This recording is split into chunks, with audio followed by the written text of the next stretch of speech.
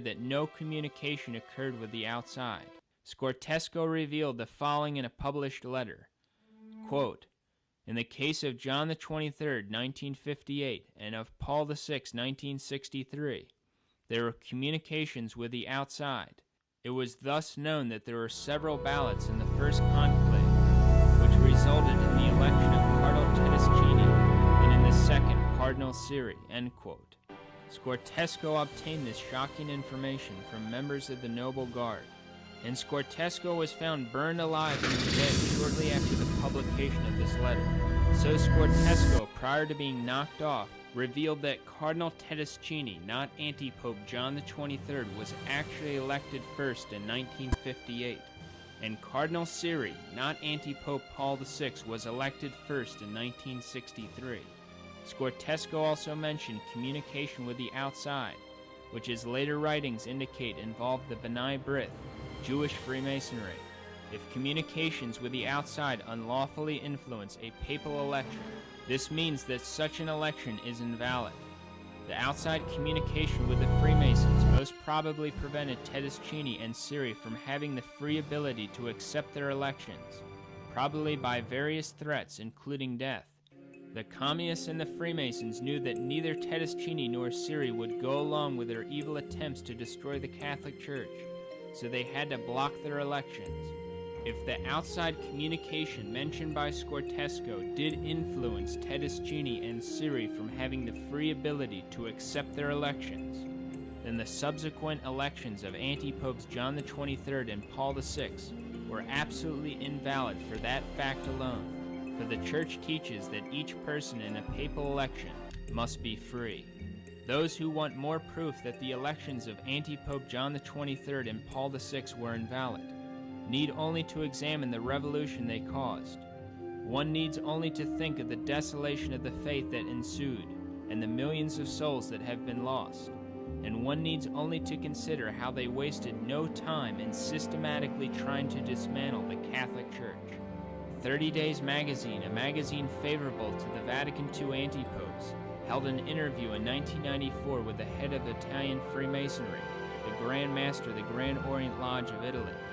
The Grand Master stated, quote, as for that, it seems that John the 23rd was initiated into a Masonic lodge in Paris and participated in the work of the Istanbul workshops, end quote. So it's obvious that Antipope John the 23rd was a Freemasonic agent whose mission was to begin the attempted demolition of the Church of Christ by means of his false counsel.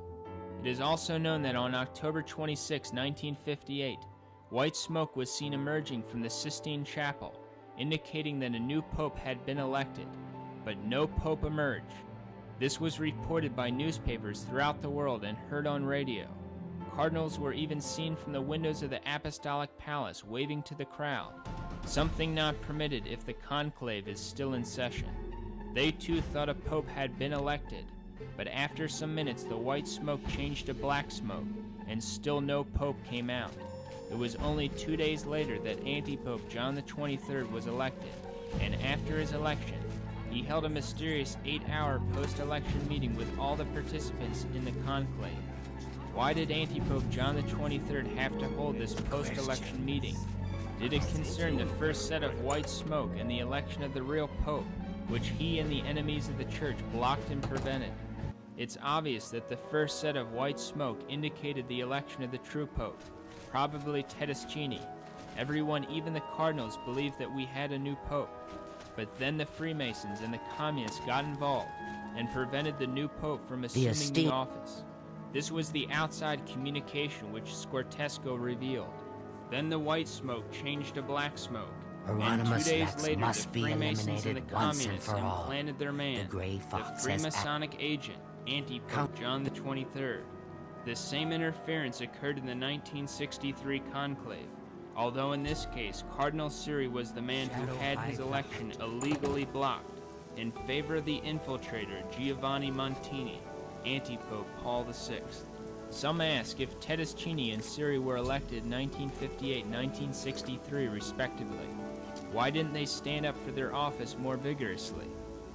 Our purpose here is not to examine this question. Our purpose is simply to establish that the evidence of their elections, as well as the communication with the outside, demonstrates that something uncanonical went on during the conclaves of 1958 and 1963, as Scortesco revealed.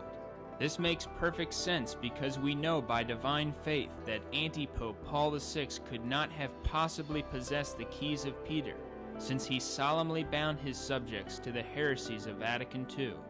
Vatican II could not have been bound in heaven, so we know that Antipope Paul VI had no power to bind on earth, for he did try to bind Vatican II on earth, and Antipope John XXIII also could not have been a true pope, since he set the table for the apostasy, while being a heretic himself.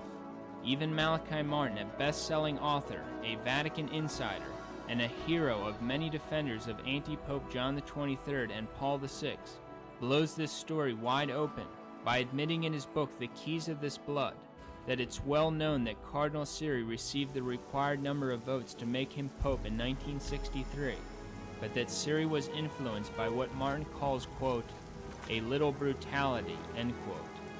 Martin explicitly mentions that communication occurred between a member of the conclave and an internationally based organization concerning the Siri candidacy. So even Malachi Martin, a defender of anti-popes John XXIII and Paul VI, admitted that Cardinal Siri received pressure not to accept the office to which Martin admits he was elected. This confirms what Scortesco revealed and demonstrates again that the election of Antipope Paul VI was fraudulent.